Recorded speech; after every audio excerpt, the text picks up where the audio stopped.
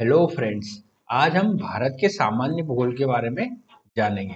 तो स्टार्ट करते हैं आज का डिस्कशन। भारत का भूगोल या भारत का भौगोलिक स्वरूप से भारत में भौगोलिक तत्वों के वितरण और इसके प्रतिरूप से है, जो लगभग हर दृष्टि से काफी विविधतापूर्ण है। दक्षिण एशिया के 3 प्रायद्वीपों में से मध्यवर्ती प्रायद्वीप पर स्थित ये देश अपने 32,87,263 वर्ग किलोमीटर क्षेत्रफल के साथ विश्व का 7वां सबसे बड़ा देश है ना। भारत क्या है? विश्व का सबसे क्षेत्रफल के हिसाब से 7वां सबसे बड़ा देश है। साथ ही 1.4 अरब जनसंख्या के साथ पूरे विश्व में ये प्रथम स्थान पर सबसे अधिक जनसंख्या वाला देश है। हाल ही में एक रिपोर्ट आई है, उसमें ये बताया गया है कि भारत ने चीन को पछाड़कर जनसंख्या के मामले में पूरे विश्व में प्रथम स्थान पर आ गया है। मतलब भारत की जनसंख्या कितनी हो गई है? 140 करोड़ से ज्यादा हो गई है। ये भारत का जो मतलब फिजिकल मैप पे आप इसको अगर देख पाए तो ये वाला जो क्षेत्र है हिमालय का क्षेत्र है ना। ये जो क्षेत्र है हिमालय का क्षेत्र है। और ये जो भारत का उत्तर पूर्वी क्षेत्र, ठीक है, ये ईस्टर्न घाट, ये वेस्टर्न घाट, ये अरावली पर्वत, ठीक है, ये पाकिस्तान से लगा हुआ क्षेत्र। ठीक है, तो हम इसको विस्तार से देखते हैं। पहले हम देखेंगे अवस्थिति और विस्तार। भारत की निरपेक्ष अवस्थिति 8 डिग्री 4 मिनट उत्तर से 37 डिग्री 6 मिनट उत्तरी अक्षांश तक और 68 डिग्री 7 मिनट पूर्व से 97 डिग्री 25 मिनट पूर्वी देशांतर के मध्य है। इसकी उत्तर से दक्षिण लंबाई 3214 किलोमीटर और पूर्व से पश्चिम की चौड़ाई 2933 किलोमीटर है। इसकी स्थलीय सीमा की लंबाई 15,200 किलोमीटर तथा समुद्र तट की लंबाई 7,517 किलोमीटर है। कुल क्षेत्रफल मैंने आपको बताया था 32 लाख के लगभग है। भारत की स्थलीय सीमा उत्तर पश्चिम क्षेत्र में पाकिस्तान और अफगानिस्तान से लगती है। उत्तर में तिब्बत है ना, जो चीन का हिस्सा है, उससे लगती है। और मतलब चीन से लगती है। नेपाल और भूटान से लगी हुई है ना। नेपाल तथा भूटान से भी लगी हुई है। पूर्व में बांग्लादेश म्यांमार से लगी है। बंगाल की खाड़ी में स्थित अंडमान और निकोबार द्वीप समूह और अरब सागर में स्थित लक्षद्वीप भारत के द्वीपीय हिस्से है। इस प्रकार भारत की समुद्री सीमा दक्षिण पश्चिम में मालदीव, दक्षिण में श्रीलंका और सुदूर दक्षिण पूर्व में थाईलैंड और इंडोनेशिया से लगती है। पाकिस्तान, बांग्लादेश और म्यांमार के साथ भारत की स्थलीय सीमा और समुद्री सीमा दोनों लगती है। भारत का सबसे उत्तरी बिंदु इंदिरा कोल और सबसे दक्षिणी बिंदु इंदिरा पॉइंट है तथा सबसे पूर्वी बिंदु किबुतु और सबसे पश्चिमी बिंदु सिकरी है ना, ये गुजरात में है। मुख्य भूमिका सबसे दक्षिणी बिंदु कन्याकुमारी में है। उत्तरतम बिंदु इंदिरा कोल का नामकरण इसके खोजी बुलक वर्कमैन द्वारा 1912 में भारती देवी लक्ष्मी के एक नाम इंदिरा के आधार पर किया गया था, है ना। इसका इंदिरा गांधी से कोई लेना देना नहीं है। अब हम प्रशासनिक इकाइयों को अगर देखें भारत में, तो भारत में कुल 28 राज्य और 8 केंद्र शासित प्रदेश है। राज्यों की चुनी हुई सरकारें हैं, जबकि केंद्र शासित प्रदेशों पर केंद्र द्वारा नियुक्त प्रबंधन होता है। हालांकि आपको ये बता दूं कि पौंडीचेरी और दिल्ली में क्या है, वो विधानसभाएं हैं। और हाल ही में जब 2000 मतलब जम्मू कश्मीर को केंद्र शासित प्रदेश बनाया गया है, तो वहाँ पे भी विधानसभा बनाई गई। ठीक है, तो ये पांडिचेरी दिल्ली के अलावा जम्मू कश्मीर में भी केंद्र शासित प्रदेश के साथ साथ वहाँ की विधानसभा भी है। हाल ही में वहाँ पे चुनाव भी हो गए हैं, उसमें नेशनल कॉन्फ्रेंस की पार्टी ने बहुमत हासिल किया है, तो वो अब सरकार बनाएंगे। अंटार्कटिका में दक्षिण गंगोत्री और मैत्री पर भी भारत के वैज्ञानिक स्थल है, यद्यपि अभी तक कोई वास्तविक आधिपत्य स्थापित नहीं किया गया है। भूगर्भ शास्त्रीय अगर पहलू को देखें, तो भारत पूरी तौर पर भारतीय प्लेट के ऊपर स्थित है, जो ऑस्ट्रेलियाई प्लेट का उपखंड है ना। ऑस्ट्रेलियन प्लेट का एक उपखंड है। प्राचीन काल में यह प्लेट गोंडवाना लैंड का हिस्सा थी और अफ्रीका और अंटार्कटिका के साथ जुड़ी हुई थी। तकरीबन 9 करोड़ वर्ष पहले क्रिटेशियस काल में ये प्लेट 15 सेंटीमीटर प्रति वर्ष की गति से उत्तर की ओर बढ़ने लगी और इयोसीन पेरिड में यूरेशियन प्लेट से टकराई।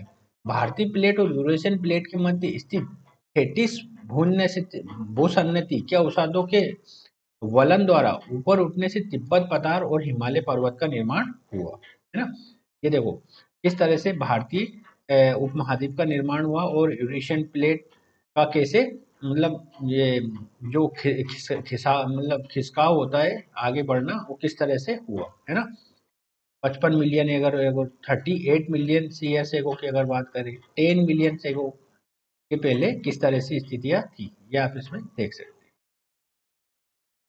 अब भारत के भू आकृतिक प्रदेश, भूगर्भिक संरचना, भौतिक आकृति और स्थिति के आधार पर मान के आधार पर प्रोफेसर R.L. सिंह ने अपनी पुस्तक इंडिया ए रीजनल जियोग्राफी में भारत को 4 बड़े भूभाग प्रदेशों में विभाजित किया है। कौन कौन से 4 बड़े भूभागों में विभाजित किया है? पहला है उत्तर का विशाल मैदान, नॉर्दर्न माउंटेन, उत्तर के विशाल पर्वत। दूसरा है पहला है उत्तर के पर्वत, नॉर्दर्न माउंटेन्स। दूसरा है विशाल मैदान, द ग्रेट प्लेन्स। तीसरा है प्रायद्वीपीय उच्च भूमि, द पेनिनसुलर प्लेन्स। चौथा है भारतीय तट और द्वीप, इंडियन कोस्ट एंड आइसलैंड। इन 4 मेजर हिस्सों में डिवाइड किया गया। अब हम पहला वाला देखेंगे, उत्तरी पर्वत, द नॉर्दर्न माउंटेन्स। भारत के उत्तर में फैले पर्वतों को उत्तरी पर्वत कहते हैं। इसमें हिमालय, काराकोरम पर्वत, उत्तर पूर्वी पर्वत श्रृंखलाएं शामिल हैं। ये पर्वत उत्तर पश्चिम से उत्तर पूर्व तक फैले हुए हैं। उत्तरी पर्वतों के बारे में कुछ खास बातें ये हैं, ये पर्वत भारतीय उपमहाद्वीप के लिए बहुत फायदेमंद है। ये गंगा जैसी नदियों का स्रोत है, मतलब यहाँ से गंगा नदी निकलती है। ये मध्य एशिया की जो ठंडी हवाएं आती है उनसे बचाते हैं। मध्य एशिया जो साइबेरिया वाला क्षेत्र है ना, कौन सा साइबेरिया वाला जो क्षेत्र है, वहां से अत्यधिक जो ठंड आती है उसको ये पर्वत रोक देते हैं। ये उत्तर भारत में हवाओं को रोककर बारिश करते हैं ना, हवाओं को रोककर ये बारिश भी कराते हैं, जहाँ जिससे दक्षिण पश्चिम मानसून भारत में काफी सक्रिय रहता है। ये आक्रमणों को रोकने वाले प्राकृतिक अवरोध के रूप में कार्य करते हैं। ये भारतीय उपमहाद्वीप में मानसूनी हवाओं के विक्षेपण के लिए जिम्मेदार है। इनकी वजह से सर्दियों के दौरान उत्तर भारत में तापमान बहुत कम नहीं होता है। हिमालय पर्वत की लंबाई पूर्व से पश्चिम तक 2400 किलोमीटर है। इसकी चौड़ाई जम्मू कश्मीर में 400 किलोमीटर और अरुणाचल प्रदेश में 150 से 200 किलोमीटर है। हिमालय पर्वत श्रृंखला की चौड़ाई पश्चिम से पूर्व की ओर घटती जाती है। अब हम देखेंगे विशाल मैदान, द ग्रेट प्लेन्स। उत्तर भारत के विशाल मैदान को गंगा और ब्रह्मपुत्र का मैदान भी कहा जाता है। यह मैदान पश्चिम में सिंधु नदी से लेकर पूर्व में ब्रह्मपुत्र नदी तक फैला हुआ है। ये मैदान समतल है और इसमें उच्चावच में बहुत कम अंतर है। इसकी लंबाई पूर्व से पश्चिम पश्चिम में करीब 3200 किलोमीटर और चौड़ाई करीब 150 से 300 किलोमीटर है। इस मैदान का कुल क्षेत्रफल 5,80,000 वर्ग किलोमीटर है। उत्तर भारत के जो विशाल मैदान है उनके कुछ अगर बातों को देखें तो ये भारत का सबसे महत्वपूर्ण कृषि क्षेत्र है। यहाँ गेहूं, चावल, दलहन, तिलहन जैसी कई फसलें उगाई जाती है। ये मैदान भारत का सबसे ज्यादा आबादी वाला क्षेत्र है। जो क्षेत्र है ना, बिहार हो गया, बिहार हो गया, उत्तर प्रदेश हो गया, है ना, झारखंड, ये वाले जो क्षेत्र है विशाल मैदान के अंतर्गत आते हैं, है ना। पश्चिम बंगाल हो गया, ये वाले क्षेत्र। ये मैदान हिमालय के तलछट या जलोढ़ जमा करके आई सिंधु, गंगा और ब्रह्मपुत्र जैसी नदियों के कारण बनते हैं ना, के कारण बनते हैं। इस मैदान को भौतिक लक्षणों के आधार पर 5 भागों में बांटा जाता है। कौन कौन से? भाबर, तराई, बांगर, खादर और डेल्टा। इन पांच पांच भागों में इसको बांटा जाता है। इस मैदान का सबसे बड़ा हिस्सा गंगा का मैदान है। ये मैदान दिल्ली से कोलकाता तक उत्तर प्रदेश, बिहार और पश्चिम बंगाल राज्यों में फैला हुआ है ना। तो ये हो गया हमारा। अब आता है हमारा प्रायद्वीपीय उच्च भूमि, है ना, पेनिनसुलर अपलैंड्स। ये त्रिभुजाकार आकृति का है और इसका आधार उत्तर भारत के विशाल मैदान के दक्षिणी किनारों में से मेल खाता है। ये पठार समुद्र तल से औसतन 600 से 900 मीटर ऊपर उठा हुआ है। प्रायद्वीपीय पठार का कुल क्षेत्रफल 16 लाख वर्ग किलोमीटर है। ये पठार कई छोटे छोटे पठारों, नदी घाटियों से घिरे हुए पहाड़ी श्रृंखलाओं का समूह। प्रायद्वीपीय पठार को पृथ्वी की सबसे पुरानी भू आकृतियों में से एक माना जाता है। ये पठार ग्रेनाइट और नीच से मिलकर बनी बुंदेलखंड नीच से बना हुआ। अगर कुछ विशेष बातों को अगर देखा जाए प्रायद्वीपीय पठार के कुछ प्रमुख हिस्सों को अगर देखा जाए तो वो है उत्तर पश्चिम में अरावली अरावली पर्वतमाला, पूर्व में राजमहल की पहाड़ियाँ, पश्चिम में गिर की पहाड़ियाँ, दक्षिण में इलायची जिसे हम कार्डमम कहते हैं उसकी पहाड़ियाँ, नर्मदा नदी के उत्तर में स्थित मध्य उच्च भूमि, नर्मदा नदी के दक्षिण में स्थित दक्कन पठार, ये है ना प्रायद्वीपीय पठार के अंतर्गत आता है। अब हम देखेंगे हमारा भारतीय तट और द्वीप, the Indian coast and island. भारत की तट रेखा और द्वीपों से जुड़ी हुई कुछ खास बातों को अगर देखें तो भारत की तट रेखा की लंबाई 7,516.16 किलोमीटर है। इसमें मुख्य भूमि का तट 6100 किलोमीटर और द्वीपों का तट 11,097 किलोमीटर है।